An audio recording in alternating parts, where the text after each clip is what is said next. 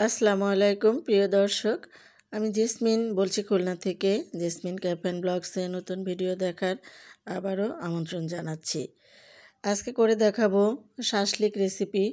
আমি সাধারণত চিকেন দিয়ে শাসলিক রেসিপি করা হয়, আর পনিরেরও হয়। তো আমি আজকে চিকেন পনির একসাথে শাসলিক করে দেখাচ্ছি। চিকেন পনির শাসলিক করার জন্য আমি এখানে মুরগির একটা বুকের অংশ নিয়েছি। ব্রয়লার মুরগির বুকের অংশটা নিয়ে ছোট ছোট টুকরা করে কেটে নিয়েছি। এখন ম্যারিনেট করে নিচ্ছি। আমি এখানে দিয়ে দিলাম সামান্য একটু লবণ আর 1 টেবিল চামচ ভিনেগার। লবণ আর ভিনেগার দিয়ে কিছু সময় একটু মেখে নিচ্ছি।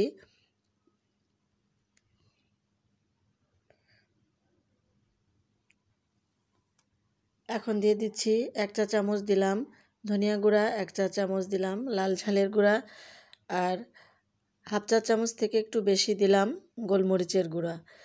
এখানে আদা রসুন বাটা আছে 1 টেবিল চামচ, অর্থাৎ দুইটা মিলে 1 টেবিল চামচ আদা রসুন বাটা দিয়েছি। আর এখানে 1 টেবিল চামচ দিয়ে দিলাম সয়া সস, আর 2 টেবিল চামচ মতো টমেটো সসটা দিয়ে দিলাম। এখন সবগুলো উপকরণ একসাথে করে মেখে নিব।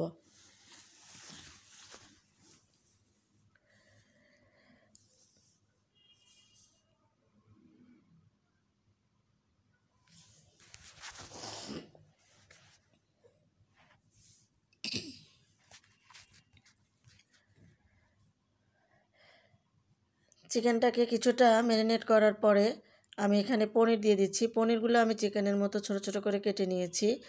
আর পনিরগুলো দিয়ে খুব বেশি মাখানো যাবে না, যেহেতু পনির একটু নরম প্রকৃতির। সামান্যভাবে একটু আলতো করে মেখে আমি রেখে দিব, 10 থেকে 20 মিনিট রেস্টে রেখে দিব। আপনাদের হাতে সময় না থাকলে সাথে সাথে করতে পারবেন, যেহেতু একটা ব্রয়লার মুরগি, কোনো সমস্যা নাই। আমি কিছু সময় রেখে দিয়ে এটাকে তৈরি করে নিচ্ছি।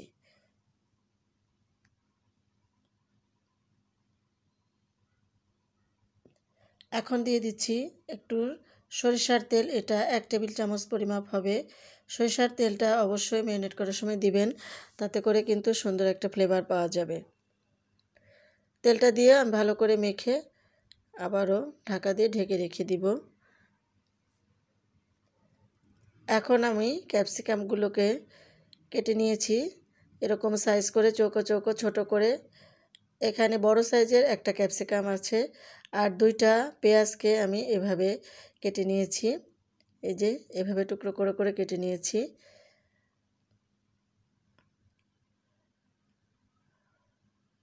আর একটা টমেটোকেও ঠিক একই সাইজের করে কেটে নিয়েছি।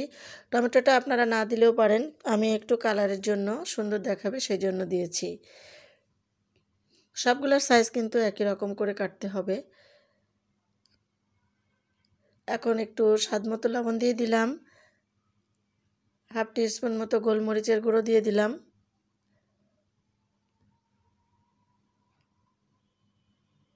সামান্য একটু সরিষার তেল দিয়ে দিলাম। এটা 1 চা চামচ মতো হবে।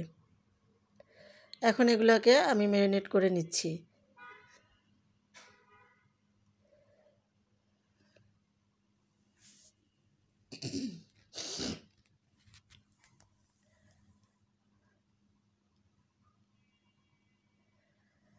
প্রিয় দর্শক, আপনি যদি আমার চ্যানেলে নতুন হয়ে থাকেন, আমার চ্যানেলটি সাবস্ক্রাইব করার অনুরোধ রইল। পাশে থাকা বেল আইকনটি ক্লিক করে দিবেন, তাতে করে আমি যখনই নতুন কোনো ব্লগ ভিডিও দিব আপনি সবার আগে নোটিফিকেশান পেয়ে দেখে নিতে পারবেন।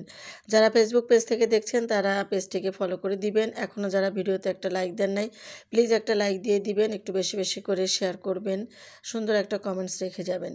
তো আমি এখানে কিছু শাসলিকের কাঠি দেখালাম। এই কাঠিগুলোকে আমি 30 মিনিট মতো নর্মাল পানিতে ভিজিয়ে রেখেছিলাম। মনে রাখবেন, এই কাঠিগুলো কিন্তু অবশ্যই ভিজিয়ে রাখতে হবে, তা না হলে কাঠিগুলো ফেটে যাবে। এখন আমি 30 মিনিট রাখার পরে তুলে নিয়েছি। এখন আমি শাসলিকের যে পরিমাপগুলো, যে উপকরণগুলো মেখে রেখেছিলাম সেগুলো এক এক করে আমার ইচ্ছা মতো আমি সাজিয়ে নিচ্ছি। প্রথমে পেঁয়াজ দিয়েছি, তারপরে দিলাম টমেটো, তারপরে চিকেন দিয়েছি, এবার দিলাম পনির। এখন আবারও পেঁয়াজ দিয়ে দিচ্ছি। এটা একদম সম্পূর্ণ আপনার ইচ্ছার উপরে নির্ভর করবে আপনি কিভাবে এটাকে সাজাবেন। এখন আমি দিয়ে দিচ্ছি ক্যাপসিকাম। আপনি যেভাবে এটাকে সাজান খেতেও অসাধারণ, দেখতেও সুন্দর।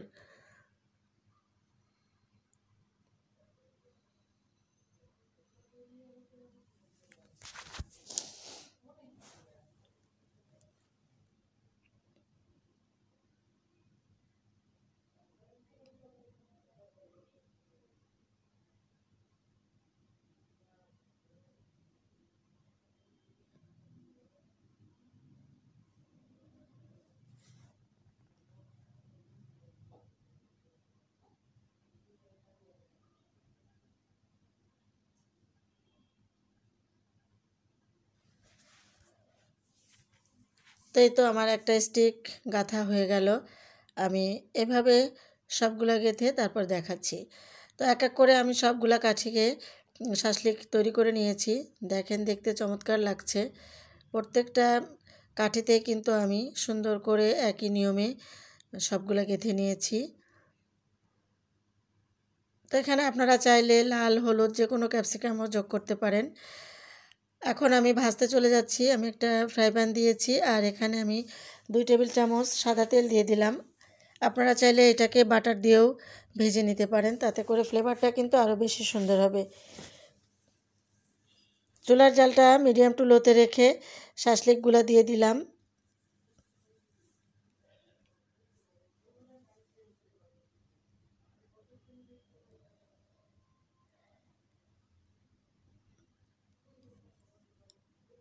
আমি 3টা করে 4টা করে এভাবে ভেজে নিচ্ছি, যেহেতু বেশি দিলে কিন্তু ভাজা হবে না, হাঁড়িতে আটবে না আর কি।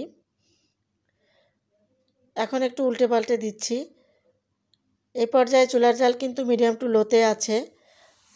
চুলার জালটা একটু কমে রাখবেন, তাহলে আস্তে আস্তে ভিতরটা কিন্তু সিদ্ধ হয়ে যাবে, না হলে উপরটা কালার চলে আসবে, ভিতরটা কাঁচা থেকে যাবে। এখন ঢাকা দিয়ে দিলাম 5 মিনিটের জন্য।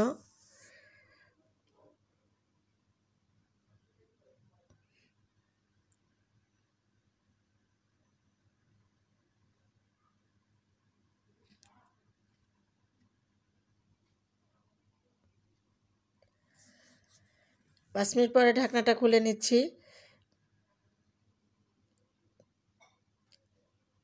খুব বেশি কিন্তু পোড়ানো যাবে না, তাহলে ভিতরটা শক্ত থাকবে চিকেনের।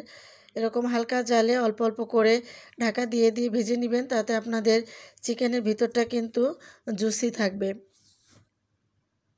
আবারও ঢাকা দিয়ে আমি এভাবে 3-4 বার ঢাকনা দিয়ে দিয়ে আমি শাসলিকগুলোকে ভেজে নিয়েছি। মাঝে মাঝে একটু নেড়ে দিতে হবে, নড়ে চড়ে উল্টে পাল্টে দিতে হবে। তবে এই কাজটা কিন্তু সাবধানে করবেন, হাতে লাগে অনেক সময়। জালটাকে কমায় দিয়ে তারপরে করতে হবে।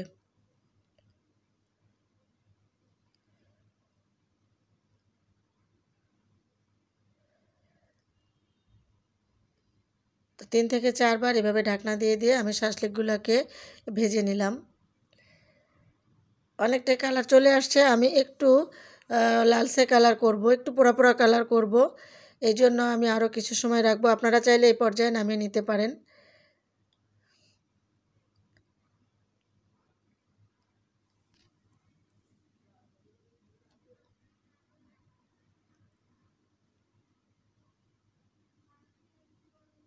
আমার শাসলিকগুলো কিন্তু হয়ে গিয়েছে। এখন আমি এক এক করে তুলে নিচ্ছি। পরবর্তীগুলোও আমি একইভাবে এইভাবে ভেজে নিব। তো এরই মাঝে আমার সমস্ত শাসলিকগুলা ভাজা হয়ে গিয়েছে। দারুণ একটা বারবিকিউ বারবিকিউ আমি সেন্ট পাচ্ছিলাম। তো দেখতেও যেমন সুন্দর হয়েছে, খেতেও কিন্তু অসাধারণ।